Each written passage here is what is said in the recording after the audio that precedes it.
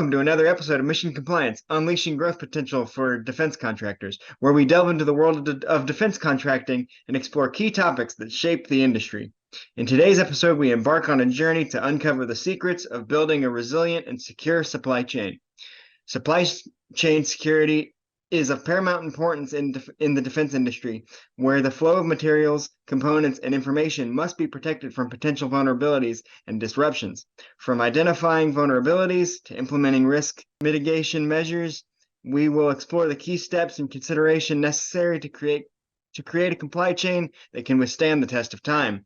This episode promises to deliver valuable knowledge and actionable takeaways. Get ready to fortify your understanding of supply chain security and defense contracting and unlock the potential for a resilient future. Let's go.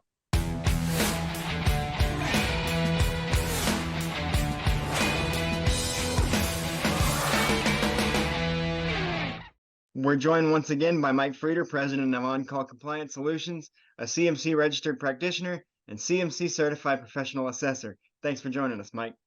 Hey, always a pleasure, Roman. Thanks for having me. There's been supply chain issues all across the country, and the defense industry was not immune. With these shortages and issues come risks. What are the key vulnerabilities and risks that defense supply chains face today? That's a great question, Roman. And I think with the sort of question and topic that we're getting into today, we're sort of going back to the origins of why DFARS laws have begun to really attack the risk subject, and also why DFARS 7012 came about when it came to controlled unclassified information, and also why NIST SP 171 all of a sudden went from something that wasn't the government's problem to something that the government felt was its problem, and that they needed to step in and provide solvency for private defense contractors for. And so, sort of the history of this is that years and years and years ago, the government began doing studies about what would happen if we went to war. And one of the vulnerabilities that they came up with in their study was that, unlike many countries that have either dictators or a more centralized leadership where they've chosen to sort of more control private industry than we do here in the United States, where it's truly free. What they began to discover is that when the government doesn't control the supply chain, when the government doesn't directly have a hand in controlling defense contractors or their own local domestic defense industrial base equivalent, there begins to become some lack of symmetry, right? So some companies think it's very, very important to invest in risk management. Other companies invest zero into risk management. And so what that created is a great risk for the United States, in that the companies that are involved in defense contracting tended to put profit first, of course. And so they did not give stability really very much emphasis. And, with a lack of stability comes a lack of an ability to predictably produce under pressure. So if it kind of makes sense, what happens is, let's say that you're in China or Russia or something like that. What begins to happen is, the government gets involved in large ways with, let's say, an ammunition factory, and they control that, and they have unlimited resources to do that, right, in their own currency. And so they can build those resources to be more robust. Here, it's true capitalism. We really have to, continue to fund those companies through government contracts and things like that. And again, these are for-profit companies. And so ultimately, it's just not built the same way. So what we wound up doing is recognizing this risk. And we said, hey, look, we've got to put some policies in place to strengthen our supply chain. Because if we go to war and our supply chain is vulnerable, right? The person that makes the specific ammunition that, let's say, goes into an F-35, right? Maybe the people that make the Stinger missiles or something like that. If they have a problem, we're screwed. There's not that many people in the world that can make those specific missiles that fit that specific plane. And because the government doesn't directly control a lot of these private companies, it creates this sort of ugly scenario where they've really got to make sure these private companies survive. It's in the United States government's best interest to really make these companies way more stable than the average company. So as a part of that, they legally mandated that they begin to do things to stabilize themselves. Obviously, cyber attack throughout the last 20 to 30 years has become a major piece of warfare. cyber warfare may even be larger than traditional warfare. I would probably say that's a very fair statement. And so as a result, it's a more than fair risk to analyze as well. And so as a result, ultimately the government said, hey, look, these small companies, mid companies, whatever, all private companies that are supplying defense and protecting our country here, they have to by law bring in risk management capabilities, and we need to help them. And that's when they basically said, hey, look, we're going to provide you with a roadmap to do it, and then we're going to make this stuff into law. And the ultimate goal of this is to make a resilient, safe, and reliable supply chain for the United States and its allies to produce war material. Okay, so should we ever be attacked, or if we need to go attack somebody else, we need to know that there's always going to be more bullets that'll go in the gun. Interestingly, this is the exact issue that Ukraine has. This is precisely the issue that Ukraine has. They cannot get enough ammunition in the country. They cannot get enough, guns to fire that ammunition in the country, and they literally have a massive supply chain issue. And in fact, when Ukraine has been winning, it is because their supply chain to the battlefield has been superior over Russia's supply chain to the battlefield. Again, the very beginning of the war, another great example of this is Russia had one big giant column headed from the border to Kiev of military vehicles and food and artillery, etc. That was it. It was like this one column, and all they had to do is basically cut off the column. The supply chain was dead, and they left a lot of soldiers in that column. Pretty much, there. I mean, those were people that were sitting ducks, and so ultimately, the whole reason why all these DFARS clauses got changed and why NIST SP 800-171 is there and why CMMC is here is ultimately to make the supply chain more resilient against a risk that most business owners don't understand very well. They don't understand that cyber attack is already happening to them.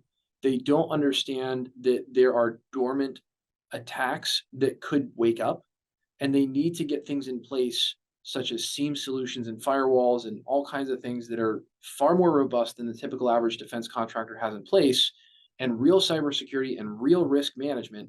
All of those things have to get into place. And if they're not, it leaves not just our entire country vulnerable, but also leaves that particular company vulnerable.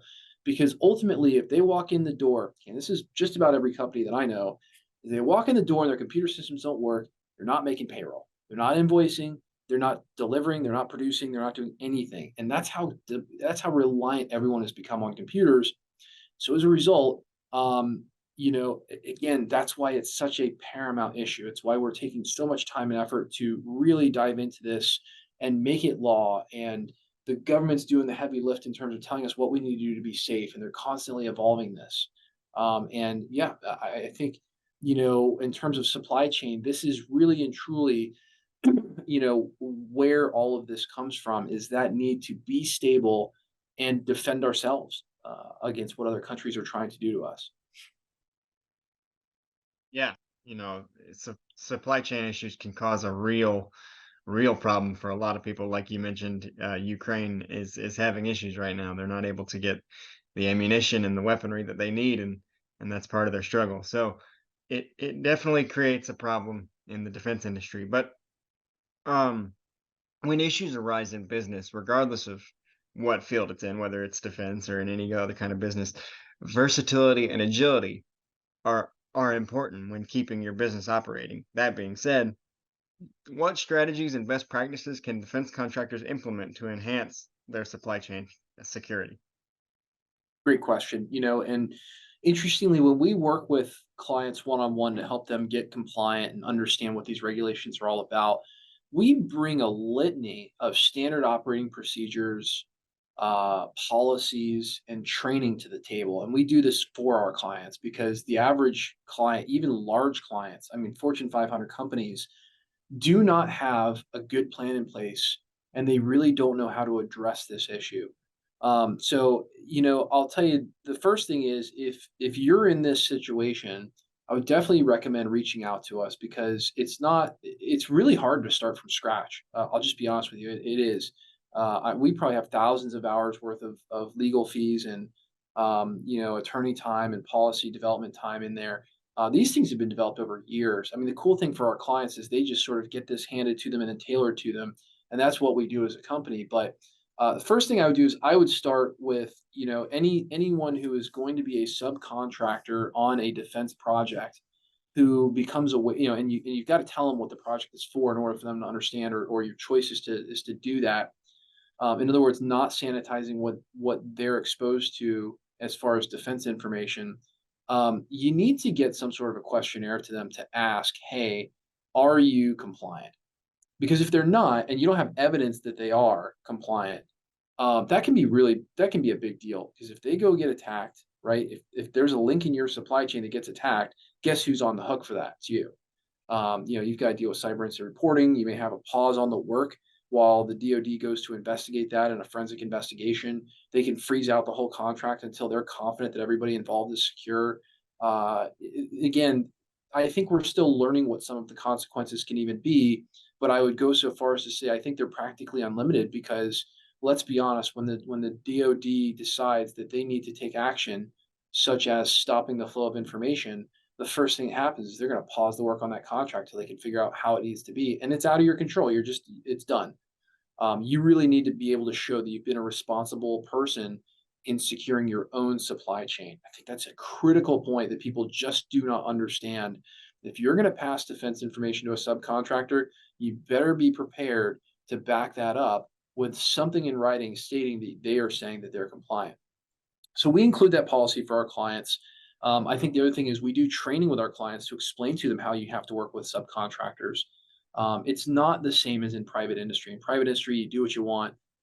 It's not so regulated, and certainly using subs is no big deal, generally speaking. But defense contracting, it's a whole different world. So one is you got to ask your subs. You got to ask your subs. You've got to also flow down these requirements to your subs and make them aware that you're making them responsible for this. So I think that's another huge part of what it is that is being done out there is the flow down is intensive. All of the major primes are flowing down to the subcontractors. That's why there's so many people that are dealing with this. I mean, I'll tell you, we see probably 100,000 views on our YouTube channel every month, and that is a ton of people from the defense industry who are really trying to get this stuff figured out. And we're happy to serve that mission, right? Like we're out here giving away this information for free. We feel very strongly there should be an affordable choice when it comes to getting compliant. We are that choice. So we really like to, try to do what we can to help out. I think another thing is, if you've got to have an IT use and cybersecurity policy in place, and that policy has got to dictate that information cannot flow to subcontractors without verifying that they're compliant and okay to send that information to. So again, it's another policy and training that we talk about. I think another one is, the visitor policy. If you're having subcontractors come to your facility, they can't just have access to CUI. They need to be escorted.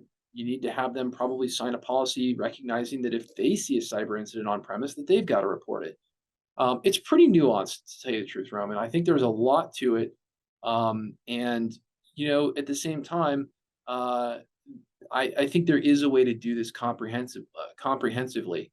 And it's certainly something we deliver as a policy package and a training package for our clients.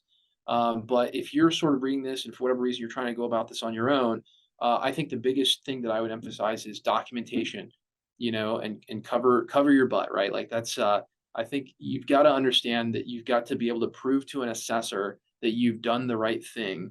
And you really need to feel good about your level of documentation, both for your subcontractors that they're verifying that they're compliant and doing what they need to do, but also you need to feel good about the concept of your own training internally as well. Hopefully that helps.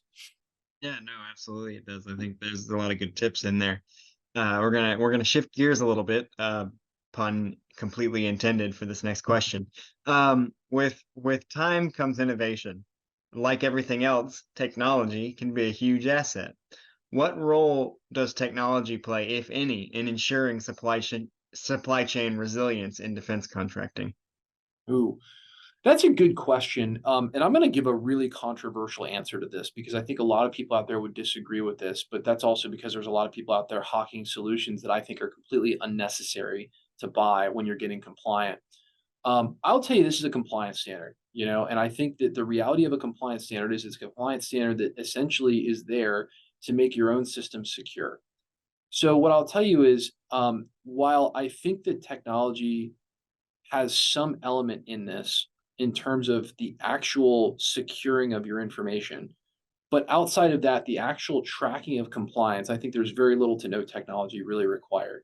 So I'll give you a couple of examples. Number one is the first time we work with a client, we are typically doing nothing more complicated than Word documents and Excel documents. It does not need to be more complicated than that. When we're doing a virtual compliance officer service, right? So we'll kind of call that like the next step in the ladder. You've gotten compliant, or at least you've gotten your plans together, you've gotten your documentation, and now we need a way to track this on an ongoing basis. We've actually built a software as a service application. It's cloud hosted, it's all DFARS and NIST secure and all that kind of stuff. And we've built our own application that assists compliance officers, whether it's our own compliance officers that are done on a virtual basis or your compliance officers on an internal basis, or whoever it is. Maybe it's an IT director that's tracking compliance. And we've built an application that allows them to have a system security plan, have a plan of action with milestones, track the changes, log every change. Also, a central housing for policies and documentation, training videos, everything really associated with compliance. It's a central portal for that. And it's really cool. And I like the solution a lot. And we went to great lengths to build it because we need to manage compliance in mass. And there's a really big reason, which is our clients really get audited. It's not a joke. We come into contact with DCMA a lot. We come into contact with DIBCAC a lot. We work with other CMMC third-party assessors. And so we needed to build a way, and this is maybe the biggest benefit, that if you get audited, we needed a way to make it so that an audit wouldn't just absolutely consume someone's life for weeks on end. Because there's 110 technical controls. There's typically thousands of pages of documentation involved in even understanding the standard, let alone actually proving that you're compliant with it. So, again, when you get into the network documentation, it can be quite lengthy. And we needed a way to hand over the keys to a compliance portal to an assessor, say, here's all your stuff, call us with questions, go away, so that the IT director can go back and do their day job, or so the general counsel can do their day job. Because again, compliance is typically a very small role in anyone's position unless you're a big enough company to have a compliance officer. So in that aspect, technology plays the normal role, which is a time-saving role, a leverage role, and again, just generally speaking, a really good way for companies to take advantage of efficiency. So I think in that regard, it does work. But is it necessary to actually accomplish compliance? I would probably say that outside of some Word documents and Excel documents, you can do it without that stuff. I think that you sort of have to choose your own luxury, if you will. And so I think that it's in some ways the compliance aspect is far more rudimentary than most people think. Now, that's getting compliant. When it comes to actually securing your network, there is no question. Obviously, that's done with technology. It's done with training. Training's obviously easier to deliver when it's done over technology. How you sort of manipulate and manage the ongoing compliance requirements is another huge factor. It is challenging to keep up with all of the updates of compliance. Every single year I say to myself, NIST SP 800-171 really hasn't changed this year. And yet I find that we learn more and more as the government releases more and more information, the cyber AB releases more information. We just generally learn more and more about how to do this better and better. I will tell you in the last 24 months, the number of policies and standard operating procedures we're delivering has tripled.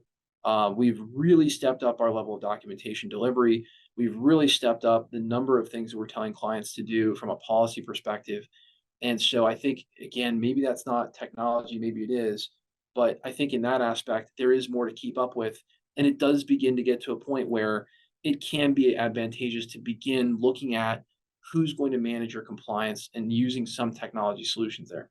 Now, again, as we look at the actual cybersecurity aspect, the actual meeting of the controls, I think that is highly evolving and quickly evolving. But again, generally speaking, most vendors are taking care of that for you. Great example is, if you look at a Sophos or a CrowdStrike or any of the sort of endpoint management solutions that are out there that are doing the actual protection, we've always had antivirus updates. We've always had heuristic updates. And so I really do believe there's nothing net new there. It's just sort of as cyber threats evolve, the solution to solving them will have to evolve. And I don't think that's anything really new to anybody who's in IT management. I think it's always been that way. I think the one thing that I think is different is you're certainly going to have some level of evolution in the quality of this of the SIEM solutions. The security information and event management solutions. I think that was young when this was first coming about, and I think it is continuing to get more and more mature and easier to manage for IT managers who want to do it themselves. So yeah, I think technology is a mixed bag in this. At the end of the day, compliance really requires a human to review it to verify that things are in place. It's the old trust but verify. And so this is kind of an old school, sort of more traditional area of practice because humans just have to be involved. It's not something you can automate. And that's another great line of thought, which is there's a lot of solutions out there in compliance that claim to automate or sort of do it for you. And I'm going to tell you, if there's not a human involved in looking over every aspect of this, I'm sorry, but I just don't really trust it. Again, there's a lot of compliance platforms out there. There's a lot of solutions out there that say that they're compliant, and they're probably right, right? The platform itself is probably compliant, but that's not holistically solving the issue. And I think it's one of the reasons why we didn't go about solving the problem for defense contractors in a way where we develop software or security solutions. We said, hang on a second, we want to come and solve this from a holistic, accomplish the mission perspective. And the mission is getting you compliant. It's not solving for one aspect or one system that needs to be compliant. You may be buying a solution for a system that may fall out of scope of compliance. And so there is a right way and a wrong way to do this. And I personally think it always pays to bring in a consultant to look at the scope of what you're making compliant before you start buying up technology solutions to solve a problem that might not exist. So hopefully that helps. It's a great question. It's a really mixed bag question. Right, no technology, no problem. And I'm glad you're laughing because it's that time. It is silly question time, and this one is a doozy. Speaking of humans being needed to get this stuff done, you may not be able to automate it, but can you mysticize it? The question is, have you ever used the crystal ball to predict supply chain disruptions? It's a great question. I'm Is gonna go it a little though? personal. Is Was it that is it a great question? It is a great question, and I'm going to answer that question with something out of my own personal life. As a lot of our listeners, and viewers know, I'm a super big car guy. I'm into racing, and I have quite a bit of fun there. I was actually putting a racing transmission in my hobbyist race car that I have, and I was all excited about this transmission. And it was right around March of 2022 that I finally said, all right, I'm going to pull the trigger. I'm going to order this new transmission. And, I reached out to the builder. I said, all right, let's go. And he said, all right, cool. Let's get started. We put in the order in like March. And the challenge was that the people that made the transmission were over in the UK. So they're in Europe. And the transmission is basically made out of a lot of aluminum. And, this has nothing to do with the work that I do. This is like a fun personal hobby project. And so we order the transmission, and it was March, and we get to April, we get to May, we get to June, and I go, hey, what's wrong with this transmission? And he goes, I don't know, man. They're being really weird about it. And finally he calls him up, and they basically explain to him, hey, so there's this war going on in Ukraine, and essentially the war just sucked up all of the aluminum in all of Europe to go towards the war effort. And I thought to myself, how insane is that? That my little American racing hobby, you know, has now been affected by a war going on in Ukraine, and it's going to be months before they have aluminum back in stock to be able to build this transmission. And so the level of unpredictability is extreme. And it's not, and it's worldwide. So again, this is like not war related. This is a personal story, but that aluminum was not American aluminum. That aluminum was over in the UK, and it was in a car that was, not an American car, but being raced in America. And so, supply chain is a huge, huge ordeal.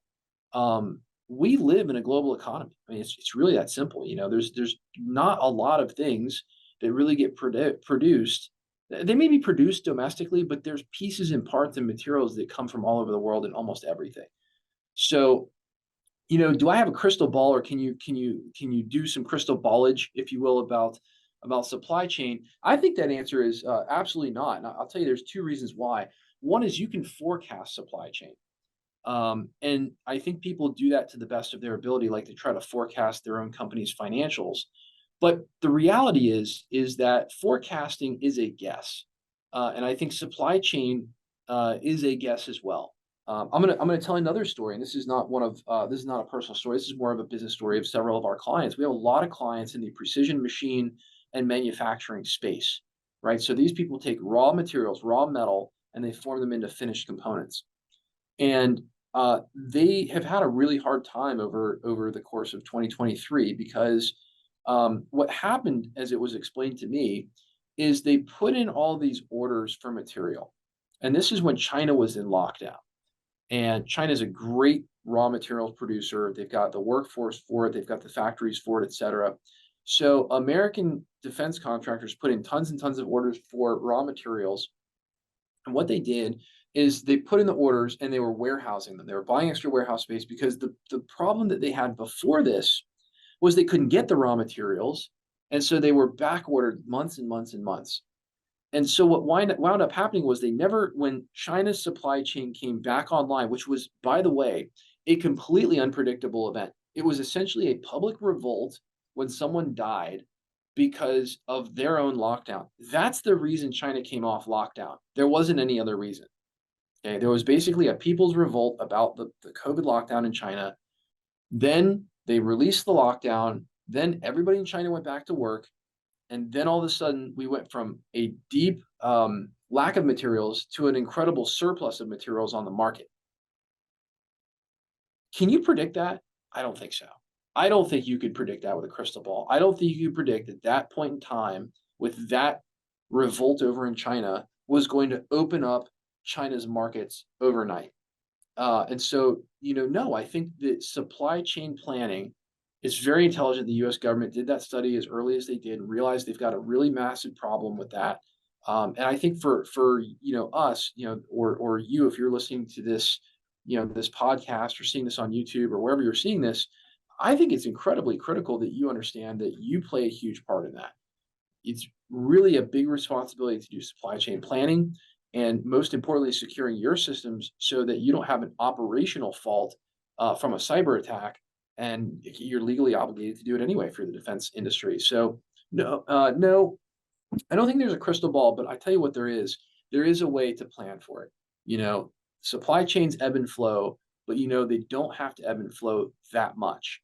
There are ways to be able to smooth out that curve. And I think that for looking at the ultimate goal of the DFARS and NIST principles and what we're doing together as a defense industrial base, it's all about smoothing out that supply chain and smoothing out that curve so that there's less, downward spikes of inability to produce, and also for you guys, upward spikes of, just hanging on to surplus materials and frankly not running the company as efficiently as you could. So yeah, it might be a silly question, but I think that there's a very serious and good way, as I always turn it, to make some to make some good arguments there. But great question, great question.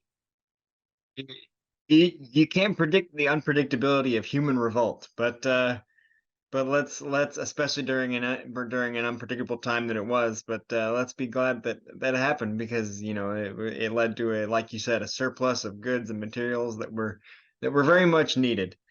From crystal balls to human revolt, this has been another great episode of Mission Compliance, and this wraps up another great one.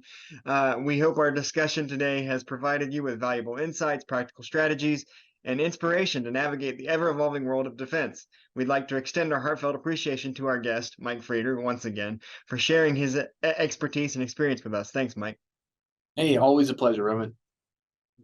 But the conversation doesn't end here. We encourage you to continue exploring these topics and connect with us on our social media channels. Share your thoughts, ask questions, and engage with fellow listeners by using the hashtag Mission Compliance Podcast. That's us. You can also visit our website at missioncompliancepodcast.com for show notes, transcripts, and bonus content. If you haven't already, Don't forget to hit that subscribe button on your favorite podcast platform to be the first to know when new episodes like this one are released. And we'd truly appreciate it if you could take a moment to rate and review the show. Your feedback helps us continue to bring you thought-provoking episodes and high-quality content. Join us on the next episode of Mission Compliance, where we delve further into the dynamic world of defense, security, and industry innovation. Until then, take care, stay informed, and make compliance your mission. We'll see you next time.